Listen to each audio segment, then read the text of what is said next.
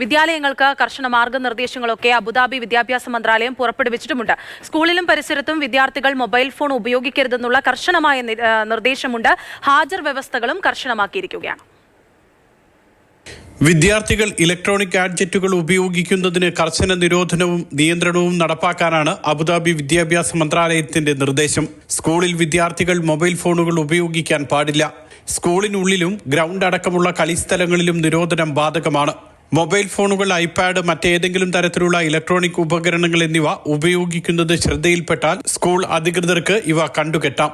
മാത്രമല്ല മറ്റ് നടപടികളും സ്വീകരിക്കാം. ഹാജർ നില സംബന്ധിച്ച നടപടികളും മന്ത്രാലയം കർശനമാക്കിയിട്ടുണ്ട്.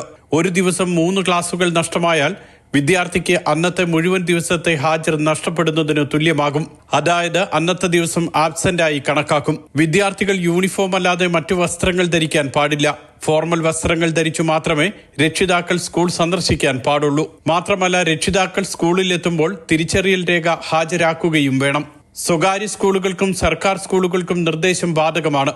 സുരക്ഷിതവും അച്ചടക്കവുമുള്ളതുമായ പഠനാന്തരീക്ഷം ഒരുക്കുകയാണ് ലക്ഷ്യമെന്നും കുട്ടികളുടെ കാര്യത്തിൽ രക്ഷിതാക്കളും ജാഗ്രത പാലിക്കണമെന്നും മന്ത്രാലയം നിർദ്ദേശിച്ചു.